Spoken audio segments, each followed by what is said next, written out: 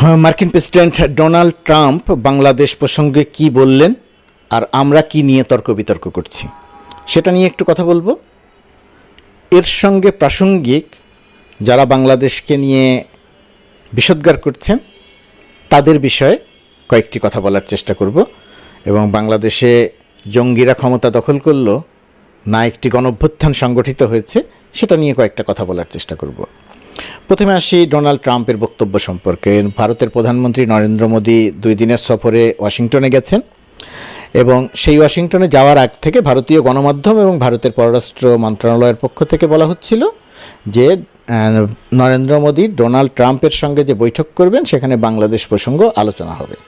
বাংলাদেশ প্রসঙ্গে আলোচনা হবে মানে ভারতের সঙ্গে বাংলাদেশের একটা অস্বস্তিকর পরিবেশ চলছে। ভারত যা চাইছে, যেভাবে বাংলাদেশকে দেখতে চাইছে, বাংলাদেশের মানুষ সেভাবে দেখতে দিতে রাজি নয়, বাংলাদেশের সরকার সেভাবে দেখতে দিতে রাজি নয়। এইটা ভারত যেভাবে চায়, ভারতের গণমাধ্যম যেভাবে চায়, সেই একইভাবে ডোনাল্ড ট্রাম্পও দেখুক, এটা ভারতের চাওয়া ছিল। সেই চাওয়া অনুযায়ী ভারতের একজন ডোনাল্ড ট্রাম্প এবং নরেন্দ্র মোদীর কাছে, বিশেষ করে ডোনাল্ড ট্রাম্পের কাছে ভারতের একজন সাংবাদিক প্রশ্ন করেছিলেন। আমি যদি প্রশ্নটা একটু হুবহু আপনাদেরকে একটু শোনানোর চেষ্টা করি যে প্রশ্নটা কি করেছিলেন। ভারতের একজন সাংবাদিক ইংরেজিতে যে প্রশ্নটা করেছিলেন সেটার বাংলা করলে যেটা দাঁড়ায়, প্রশ্নটা ছিল বাংলাদেশের বিষয়ে আপনার অভিমত কী। কারণ এটা স্পষ্ট যে বাইডেন প্রশাসনের আমলে মার্কিন ডিপ স্টেট বাংলাদেশ সরকার পরিবর্তনের সঙ্গে জড়িত ছিল। এমনকি মোহাম্মদ ইউনুসও জুনিয়র সরোজের সঙ্গে দেখা করেছিলেন। বাংলাদেশের বিষয়টি নিয়ে আপনার দৃষ্টিভঙ্গি কী? এই প্রশ্ন যাওয়ার আগে যেটা বলে নেই যে ভারতীয় গণমাধ্যম সবসময়ই বলে আসছে যে বাংলাদেশের ক্ষমতার পরিবর্তন, অর্থাৎ শেখ হাসিনা যে বিতাড়িত হয়েছে, তার যে পতন হয়েছে, সেই পতনটা হয়েছে মার্কিন যুক্তরাষ্ট্রের ষড়যন্ত্রে। বাংলাদেশে যে একটা গণঅভ্যুত্থান হয়েছে, গণঅভ্যুত্থান যে রক্তাক্ত ছিল, এটা ভারতের সরকার এবং ভারতের গণমাধ্যম কেউই এটা স্বীকার করে না। এই যে স্বীকার করে না, এই কথাটাই তারা ডোনাল্ড ট্রাম্পের মুখ দিয়ে বলাতে চাইছিল। সেই কারণেই এই প্রশ্নটি করা হয়েছিল। এই প্রশ্নের উত্তরে ডোনাল্ড ট্রাম্প বলেছেন এক্ষেত্রে আমাদের ডিপ স্টেটের কোনো ভূমিকা ছিল না। তার মানে এক্ষেত্রে মানে হচ্ছে যে বাংলাদেশের ক্ষমতার পরিবর্তনে মার্কিন যুক্তরাষ্ট্রের ডিপ স্টেটের কোনো ভূমিকা ছিল না। এটা এমন একটি বিষয় যেটা নিয়ে প্রধানমন্ত্রী নরেন্দ্র মোদীর দিকে ইঙ্গিত করে বলেছেন দীর্ঘদিন ধরে কাজ করছেন এবং সত্য বলতে শত শত বছর ধরে এই বিষয়টি নিয়ে কাজ চলছে, কিন্তু আমি এটা প্রধানমন্ত্রীর হাতে ছেড়ে দিচ্ছি। এই যে কিন্তু আমি এটা প্রধানমন্ত্রীর হাতে ছেড়ে দিচ্ছি, এই বাক্যটি নিয়ে প্রোপাগান্ডাটা চলছে। এই বাক্যটি নিয়ে প্রোপাগান্ডা যতটা না ভারতীয় গণমাধ্যম করছে, বাংলাদেশের গণমাধ্যমের একটা অংশ তার চেয়ে বেশি করছে, সামাজিক যোগাযোগ মাধ্যমে একটা অংশ তার চেয়ে বেশি করছে। এই বাক্যটির ব্যাখ্যা তারা করেছে এভাবে যে বাংলাদেশের বিষয়গুলো আমি নরেন্দ্র মোদীর হাতে ছেড়ে দিচ্ছি। ডোনাল্ড ট্রাম্প বলেছেন, এখানে খুব পরিষ্কার করে দেখেন, ডোনাল্ড ট্রাম্প বলেছেন, ইংরেজিতে যে শব্দটা বলেছেন, but I will leave Bangladesh to the prime minister. Prime minister মানে হচ্ছে পাশে বসা নরেন্দ্র মোদীকে বলছেন। এই বাক্যটির বাংলা করলে হয় আমি বাংলাদেশের এটা মানে এই প্রশ্নটা নরেন্দ্র মোদীর হাতে ছেড়ে দিচ্ছে, অর্থাৎ তিনি নিজে প্রশ্নটির জবাব না দিয়ে নরেন্দ্র মোদীকে জবাব দিতে বলছেন। আর ডোনাল্ড ট্রাম্প এখানে আরও যে সমস্ত কথা বলেছেন, বোঝা যায় যে বাংলাদেশ বিষয়টি তার কাছে খুব সুস্পষ্ট করে তথ্য নাই। শত শত বছর ধরে যে কাজ করার কথা বলেছেন, কাজ চলছে, এটা আসলে এই বক্তব্য বা এই বাক্যের আসলে কোনো অর্থই হয় না, বাংলাদেশের সঙ্গে প্রাসঙ্গিকই নয়। যাই হোক, সেটা নিয়ে আমরা আলোচনা করব না, আলোচনা করব এটা নিয়ে।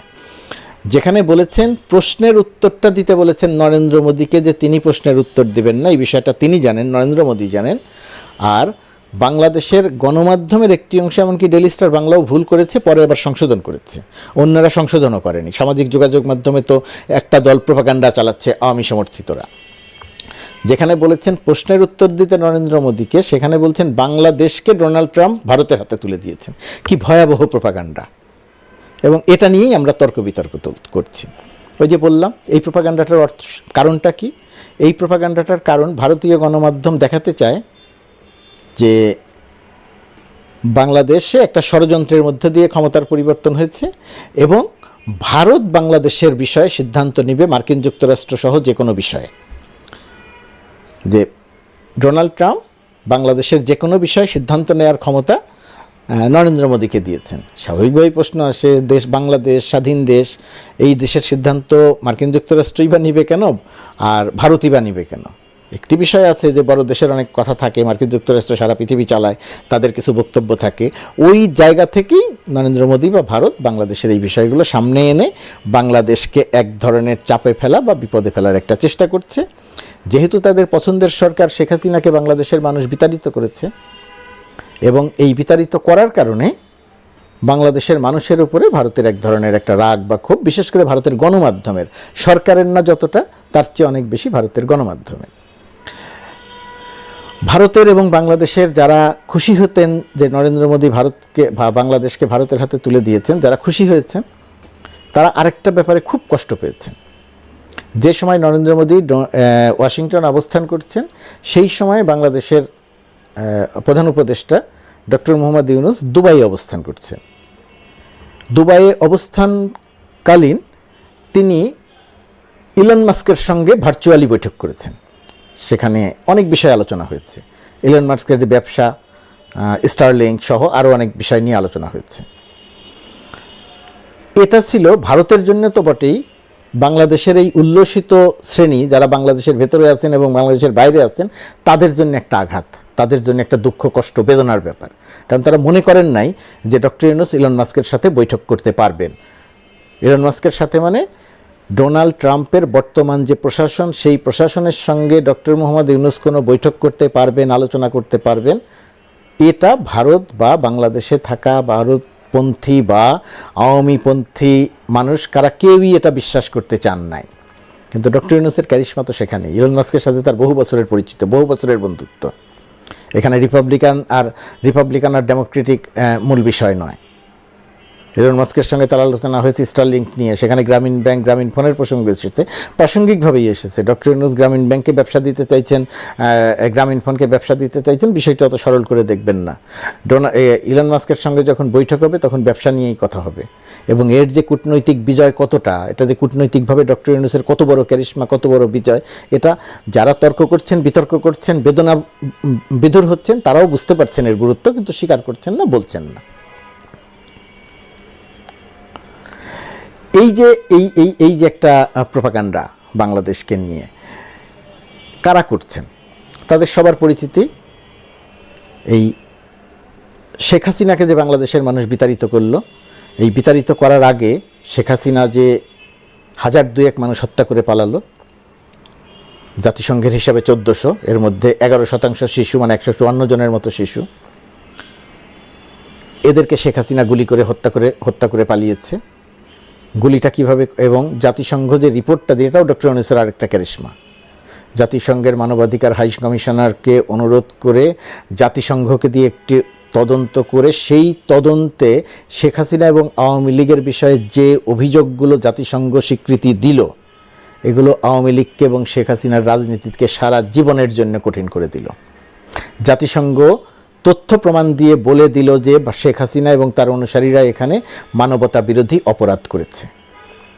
হেলিকপ্টার থেকে গুলি করেছে, 66% গুলি করেছে, মিলিটারি রাইফেল দিয়ে সরাসরি গুলি করিয়েছে, শেখ হাসিনা নিজে গুলির নির্দেশ দিয়েছে, আওয়ামী লীগের এমপিরা গুলির নির্দেশ দিয়েছে, মন্ত্রীরা গুলির নির্দেশ দিয়েছে। আওয়ামী লীগের ভবিষ্যতের রাজনীতির জন্য অত্যন্ত কঠিন করে দিয়ে গেল। তো এই সমস্ত কর্মকাণ্ডের যারা সমর্থক, তাদের কাউকে এখন দেখছি বিদেশে অবস্থান করে, তারা বলছেন, একজনকে দেখলাম বলছেন যে বাংলাদেশের মানুষ মিসকিন, বাংলাদেশের মানুষকে পৃথিবীতে গুরুত্ব দেয় কে, বাংলাদেশের মানুষ শেষ হয়ে গেছে, বাংলাদেশ শেষ হয়ে গেছে, বাংলাদেশের পৃথিবীতে কোনো গুরুত্ব নাই, বাংলাদেশের মানুষ, বাংলাদেশকে সবাই মিসকিন বলে ডাকে। ভাই রে, বাংলাদেশের মানুষ মিসকিন তো তাইলে তুমি তাইলে বাংলাদেশের পাসপোর্ট ধারণ করে আসো কেন? বাংলাদেশের পরিচয় দাও কেন? বাংলাদেশকে নিয়ে কথা বলো কেন? তুমি বাংলাদেশকে নিয়ে কথা বলা বন্ধ করে দাও, মিসকিন দেশ নিয়ে কথা বলবা কেন? কয়েকদিন আগে তোমাদের নেত্রী বলছে বাংলাদেশকে নাকি আকাশে উঠায় দিয়ে গেছে, বাংলাদেশকে নাকি উন্নয়নের রোল মডেল বানায় দিচ্ছে। এই কয়েকদিনের মধ্যে মিসকিন হয়ে গেল হাসিনা নাই দেখে। আরেকজন তো বাঙালিদেরকে, এই অঞ্চলের মানুষকে বাঙালি বলতেই রাজি নয়। পশ্চিমবঙ্গের যারা থাকে তারা বাঙালি, এই অঞ্চলের কেউ বাঙালি না। এদের কোনো জাতের ঠিক নাই, এদের কালচারের ঠিক নাই, এদের ধর্মের ঠিক নাই, এদের আদর্শের ঠিক নাই। বাংলাদেশের মানুষ তারা নাকি যে পাতে খায় সেই পাতে যে সব শব্দ বলে, এগুলো বলতেও চাই না। তো বাংলাদেশের মানুষ এত খারাপ, বাংলাদেশের মানুষ এত খারাপ, তো সেই বাংলাদেশের মানুষ নিয়ে তুমি চিন্তিত কেন? তুমি বাংলাদেশের পরিচয় দিচ্ছ কেন? তুমি বাংলাদেশ থেকে পরিচয় না দিলেই হয় এত খারাপ দেশ নিয়ে। নরেন্দ্র মোদী ডোনাল্ড ট্রাম্পকে দিয়ে বাংলাদেশের বিরুদ্ধে বাংলাদেশকে জব্দ করার কথা বলাই নাই, কিন্তু জোর করে তুমি বলছো বলিয়েছে, সেটা নিয়ে তুমি উল্লসিত হচ্ছ। তো তুমি তো বাংলাদেশ নিয়ে কথা বলার অধিকারই থাকার কথা না। যদি আমি সেভাবে বলতে চাই না, দেশের নাগরিক যারা তাদের সবার অধিকার আছে। যাই হোক, এগুলো নিয়ে আরও অনেক কথা বলা যায়, কিন্তু মূল কথা যেটা, ডোনাল্ড ট্রাম্পকে দিয়ে ভারতীয় গণমাধ্যম এবং আমাদের এক আওয়ামী সমর্থকরা যে কথা বলাতে চেয়েছিল, ভারতীয় গণমাধ্যম যে প্রোপাগান্ডাটা চালাচ্ছিল, সেই প্রোপাগান্ডাটাকে জাস্টিফাই করার জন্য ডোনাল্ড ট্রাম্পের মুখ দিয়ে তারা এরকম একটা কথা বের করার চেষ্টা করছিল। সেটা তারা পারে নাই, প্রথম অবস্থাতে ব্যর্থ হয়েছে। কিন্তু একটি বিষয় আমাদের মনে রাখতে হবে, ভারত বড় দেশ, মার্কিন যুক্তরাষ্ট্রের সঙ্গে ভারতের বিশাল ব্যবসা বাণিজ্য স্বার্থ আছে। চীনের বিপরীতে মার্কিন যুক্তরাষ্ট্র ভারতকে সবসময় সঙ্গে রাখতে চাইবে। সেই বিবেচনায় ভারত সবসময়ই বাংলাদেশের উপর একটা চাপ দিয়ে যাওয়ার চেষ্টা করবে, এবং কখনো কখনো যে একেবারে পারবে না তা নয়, সেগুলোকে মোকাবেলা করে যেতে হবে। আর ভারতের জন্য বা যে কারোর জন্য একটি বিপদের কারণ হয়েছে তত্ত্বাবধায়ক সরকারের প্রধান এখন ডক্টর মোহাম্মদ ইউনূস। ডক্টর মোহাম্মদ ইউনূস যতদিন আছেন, মার্কিন যুক্তরাষ্ট্রকে দিয়ে খুব বড় চাপ দেয়ানো যাবে মনে হয় না। ডক্টর ইউনূস থাকাকালীনই ইলন মাস্ক বাংলাদেশে সফরে আসবেন, আমার ধারণা নিশ্চিত করেই আসবেন। ইলন মাস্ককে সবাই জানেন, ডোনাল্ড ট্রাম্প প্রশাসনের অন্যতম ক্ষমতাশালী ব্যক্তি। কয়েকদিন আগে টাইম ম্যাগাজিন কাভার স্টোরি করেছে, প্রেসিডেন্টের চেয়ারে বসিয়েছে ইলন মাস্ককে। কেন বসিয়েছে? কারণ পৃথিবীর মানুষ এখন মনে করে ডোনাল্ড ট্রাম্পের সরকার পরিচালনা করছে ইলন মাস্ক। ডোনাল্ড ট্রাম্পকে পরিচালনা করছেন ইলন মাস্ক, পৃথিবীর সবচেয়ে শীর্ষ ধনী। ডোনাল্ড ট্রাম্পের সঙ্গে তার অত্যন্ত হৃদ্যতাপূর্ণ সম্পর্ক, বিশাল ক্ষমতাবান। সেই মানুষটির সাথে ডক্টর ইউনূসের বহু বছরের সম্পর্ক, তারই একটি প্রমাণ পাওয়া গেল ভার্চুয়াল মিটিংয়ে। সশরীরে বাংলাদেশ সফরে আসবেন। ডোনাল্ড ট্রাম্পের রিপাবলিকান প্রশাসনের সঙ্গেও ডক্টর ইউনূসের একটা ভালো সম্পর্ক এমনিও আছে, ডেমোক্রেটদের মতো নাই কিন্তু আছে। সেখানে তার বহু বন্ধু আছে, সেখানে আরও হৃদ্যতাপূর্ণ সম্পর্ক তৈরি হবে। চাইলেই বাংলাদেশকে চাপ দেওয়া যাবে না। কখনো কখনো হয়তো বিব্রত করা যেতেও পারে, ভারত হয়তো সেটা পারবে। তবে আপনারা যারা উল্লসিত হচ্ছেন ভারতের পক্ষ হয়ে, তাদের কোনো কারণ নেই, এই উল্লসিত হওয়ার কোনো কারণ নেই। ডক্টর ইউনূসের ছোটোখাটো ক্যারিশমা দেখেছেন, সামনে আরও কিছু দেখবেন। জাতিসংঘকে দিয়ে রিপোর্ট করানো আপনাদের রাজনীতিকে যে কী কঠিন করে দিয়ে গেল। আপনারা মানবতা বিরোধী অপরাধী, চিন্তা করে দেখেন। জাতিসংঘ বলছে আপনাদের বিচার হচ্ছে, আপনাদের সর্বোচ্চ শাস্তি হবে। জাতিসংঘ যদিও মৃত্যুদণ্ড দিতে চাইবে না, কিন্তু আপনাদের সর্বোচ্চ শাস্তি হবে। মৃত্যুদণ্ড না হলেও সর্বোচ্চ শাস্তি হবে, কত বছর করে জেল হবে। সুতরাং এত উল্লসিত না হয়ে বাস্তবতায় ফিরে আসেন। বাংলাদেশে যে আপনি গণহত্যা সংগঠিত করেছেন, সেই বিষয়গুলো একবার কল্পনা করেন, চিন্তা করেন। হেলিকপ্টার থেকে গুলি করিয়েছেন, র্যাবকে দিয়ে গুলি করিয়েছেন, সেনাবাহিনীকে দিয়ে গুলি করিয়েছেন, বিজেপিকে দিয়ে গুলি করিয়েছেন, ছাত্রলীগকে দিয়ে গুলি করিয়েছেন, যুবলীগকে দিয়ে গুলি করিয়েছেন, আওয়ামী লীগকে দিয়ে গুলি করিয়েছেন। মানবতা বিরোধী অপরাধ করেছেন। জাতিসংঘের রিপোর্টে তার পুঙ্খানুপুঙ্খ বর্ণনা আছে। গ্লোবাল রেফারেন্স হিসাবে এটা বারবার আলোচনায় আসবে। শেখ হাসিনার নামের সঙ্গে মানবতা বিরোধী অপরাধী হিসেবে শেখ হাসিনার নাম আলোচিত হবে। সুতরাং ওই ডোনাল্ড ট্রাম্প যা বলে নাই, সেটা তার মুখ দিয়ে জোর করে বলিয়ে উল্লসিত হলে হীনমন্যতা ছাড়া আর কোনো কিছু এর মধ্য দিয়ে অর্জন হবে না।